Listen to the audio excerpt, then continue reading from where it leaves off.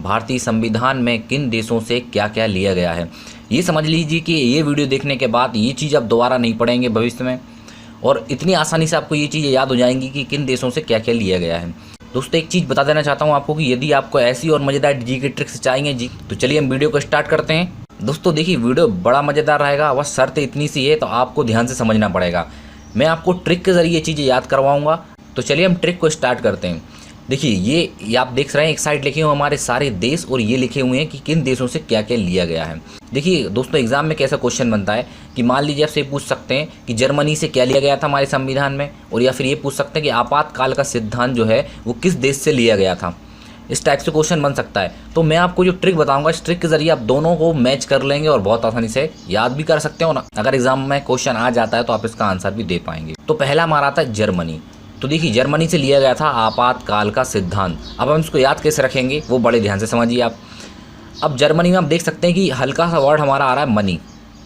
ये मनी आप पढ़ सकते हैं आखिरी में, जर्मनी मनी मतलब पैसा। तो और यहाँ आप देखिए आपातकाल का सिद्धांत। अगर आपसे पूछा जाता है मनी के बारे में, तो आपको सिर्फ एक ख्याल आना चाहिए कि अगर बाई चांस हमारे पास मनी नहीं होगा तो हमारे साथ क्या होगा। मनी नहीं होगा तो आपातकाल की स्थिति बनेगी बनेगी, सीधी सी बात है। तो हमको तुरंत याद आएगा मनी अगर हमारे पास नहीं होगा तो आपातकाल हमारे साथ स्थिति बन जाएगी। तो आपातकाल का सिद्धांत आप आसानी से आंसर दे पाएंगे।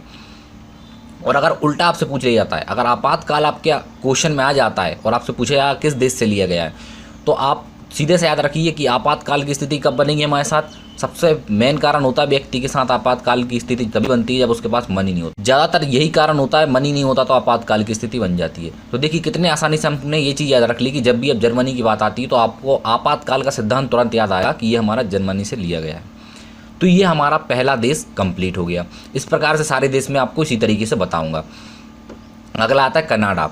तो देखिए इस आखिरी वर्ड में नारा, इस नारा को हम नारा याद रख सकते हैं। हल्का सा वर्ड आपको रखना है नारा। अब इधर आप देखिए संघात्मक विशेषताएं। संघात्मक विशेषताएं हमारी ली गई थी कनाडा से।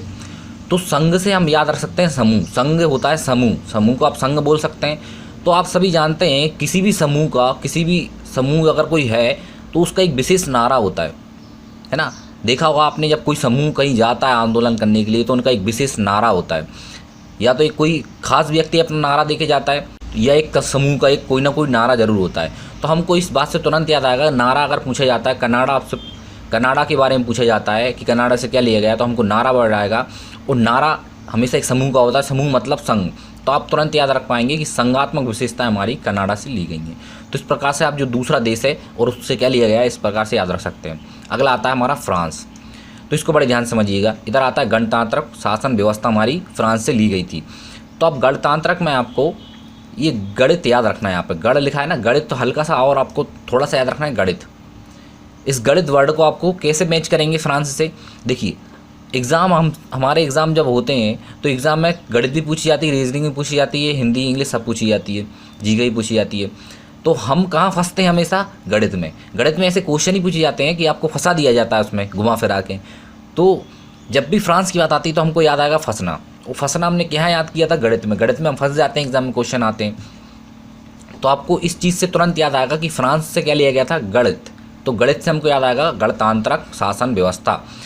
तो बहुत आसानी से हम इसको याद रख पाएंगे। अगला आता है आयरलैंड, और इससे लिए गए थे हमारे नीति निर्देशक तत्व। अब इसको याद करने की ट्रिक बड़ी आसान है, बड़ी सिंपल है, बस ध्यान से समझिए आप।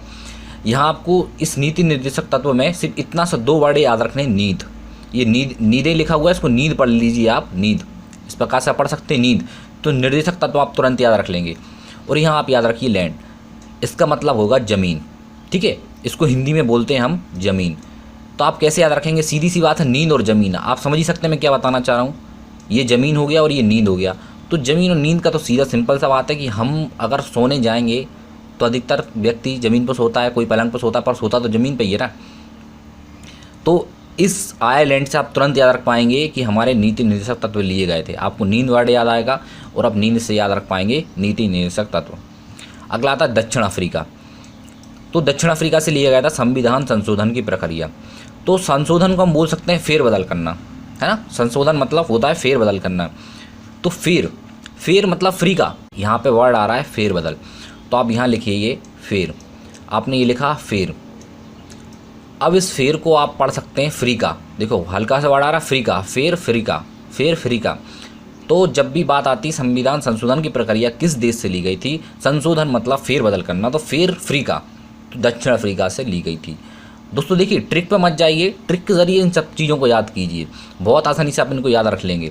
और यकीन मानिए अगर आपको एक बार नहीं आता समझ में, आप एक दो बार और वीडियो को देखेंगे 100% आपको चीज़ याद हो जाएगी। आप दोबारा इस चीज़ को कभी देखेंगे नहीं, आपसे कोई भी क्वेश्चन पूछेगा तो आप झट से आंसर दे देंगे। अब बाकी के हम देश देखते हैं। देखिए 9 देशों से ली गई थी सहायता, तो ये सारे 9 देश बता रहा हूँ मैं आपको। अगला आता है अमेरिका। अमेरिका से लिया गया था हमारा मौलिक अधिकार। तो अब इसको कैसे याद रखेंगे, बड़ा सिंपल है।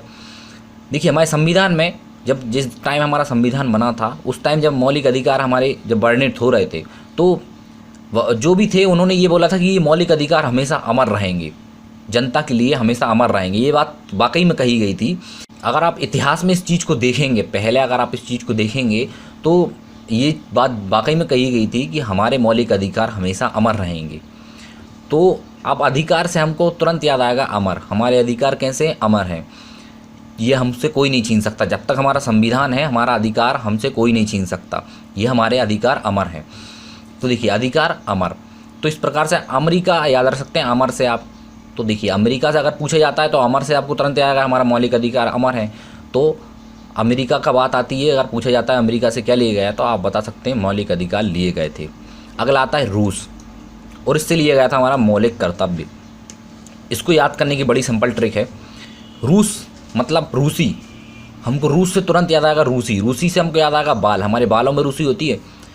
तो रूसी से बचने के लिए हमारा प्रथम कर्तव्य क्या है कि हमारे बालों को हमको सुरक्षित रखना है, देखभाल अच्छे से करनी है। हमारा प्रथम कर्तव्य क्या होता है कि हमें अपने शरीर को स्वस्थ रखना है, साफ रखना है, अच्छा रखना है।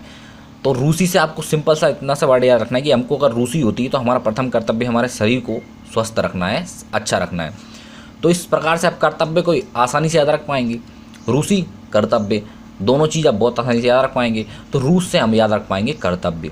अब आप ये भी कहेंगे कि हम तो डायरेक्ट याद रख सकते हैं कि रूस को हम डायरेक्ट कर्तव्य क्यों ना याद रख लें। तो देखिए वो बात हो जाती है रटने की, हम उस चीज़ को फिर रटेंगे तो आप भूल सकते हैं आप आगे। पर रूस से आप जब याद रखेंगे रूसी, रूसी मतलब कर्तव्य, तो आपको तुरंत याद आएगा उस चीज़ को। इसलिए ट्रिक के जरिए याद करना बहुत आसान होता है। दोस्तों वीडियो पे कई कमेंट ऐसे आते हैं जिसमें ये बोला जाता है कि इससे अच्छा तो हम डायरेक्ट याद रख सकते हैं, ट्रिक के जरिए याद रखने से क्या मतलब है। दोस्तों ट्रिक में यही होता है कि हमको वो चीज़ उस टाइम पे तुरंत याद आ जाती है कि ऐसी ऐसी बात थी। और ऐसे डायरेक्ट याद करना मतलब रटना होता है, फिर वो रट लेंगे आप तो कभी भी भूल सकते हैं उस चीज़ को। इसलिए ट्रिक के ज़रिए याद करना बहुत आसान होता है। अगला आता है हमारा ऑस्ट्रेलिया। तो ऑस्ट्रेलिया से हमारा लिया गया था समवर्ती सूची। तो ऑस्ट्रेलिया में आप देख सकते हैं लास्ट के 3 डिजिट हैं ट्रालियाँ। ट्रालियाँ, अब ट्रालियाँ से आपको याद आएगा ट्रालियाँ में होती क्या क्या चीज़ें। ट्राली होती है, ट्रैक्टर की ट्राली होती है, उसमें क्या क्या चीज़ें होती है। ट्राली होती है नॉर्मल, और 2 पहिए होते हैं, 2, ध्यान रखिए 2, मैंने आपसे बोला 2 पहिए होते हैं। अब 2, इस 2 का मतलब क्या हुआ, मैं आपको 2 बताना चाह रहा हूँ। 2 का मतलब क्या हुआ, 2 एक सम संख्या है ना, तो समझ ही गए समवर्ती सूची, 2 एक सम संख्या है। तो अगर अब बात आती है समवर्ती सूची किससे ली गई थी, सम संख्या सबसे स्टार्ट होती 2 आप याद रखेंगे 2, ट्राली में 2 पहिए होते हैं, तुरंत याद आएगा आपको ऑस्ट्रेलिया से लिया गया था। ये जो ट्रिक बता रहा हूँ ये हर चीज़ में लागू नहीं करनी है, सिर्फ उस चीज़ में लागू करनी है अगर देश और संविधान में क्या लिया गया है ये चीज़ बात होती है अगर, तो आपको ये वाली ट्रिक से याद रखनी है। अगला आता है ब्रिटेन। तो देखिए इसमें आपको 3 चीज़ याद रखनी है, संसदीय प्रणाली, विधि निर्माण और एकल नागरिकता। मैं आपको सिर्फ एक चीज़ की ट्रिक बता देता हूँ, आपको ये तीनों चीज़ एक बार में याद रखनी है। अब इसमें देखिए लिखा हुआ है ब्रिटेन, ट्रेन, ये ट्रेन आखिर में वर्ड आ रहा है ट्रेन। ट्रेन से हमको क्या याद आएगा कि ट्रेन होती किसके लिए, नागरिकों के लिए। ट्रेन में सफ़र कौन करता है, नागरिक सफ़र करते हैं। तो जब भी ट्रेन की बात आती है मतलब ब्रिटेन की बात आती है, ब्रिटेन, तो हमको तुरंत वर्ड आएगा ट्रेन। ट्रेन में याद आएगा कि हमको नागरिक होते हैं, तो नागरिक से हमको तुरंत आएगा एकल नागरिकता हमारी ब्रिटेन से ली गई थी। और एकल नागरिकता के साथ साथ क्या क्या जोड़ा गया था, विधि निर्माण और संसदीय प्रणाली। तो ये 2 चीज़ आपको याद रखनी है। मैंने आपको ट्रिक बताई सिर्फ नागरिकता वाली, तो इस प्रकार से आप याद रख पाएंगे कि ब्रिटेन से ली गई थी नागरिकता। ट्रेन में कौन होता है, नागरिक। तो ये थे हमारे 9 देश और इन 9 देशों में से क्या क्या लिया गया था, इस प्रकार से आप बहुत आसानी से याद रख पाएंगे। तो दोस्तों मेरा वीडियो यहीं समाप्त होता है। अगर आपको वीडियो पसंद आया तो वीडियो को लाइक ज़रूर कीजिए और दोस्तों के साथ भी शेयर कीजिए, ताकि दोस्तों को भी इसका फ़ायदा मिल सके। क्योंकि देखिए, आपका एग्ज़ाम है, दोस्तों का भी एग्ज़ाम है, सबका एग्ज़ाम है, सबको फ़ायदा मिलेगा तो बहुत अच्छी बात रहेगी। और दोस्तों अगर आपने चैनल सब्सक्राइब नहीं किया तो ज़रूर कर लें और बेल आइकन को जरूर ऑन कर लें, क्योंकि मैं ऐसी और इंपॉर्टेंट वीडियो आगे लेके आने वाला हूँ। तो चलिए हम मिलते हैं अगले दिन एक नई ट्रिक के साथ। आपका दिन शुभ हो।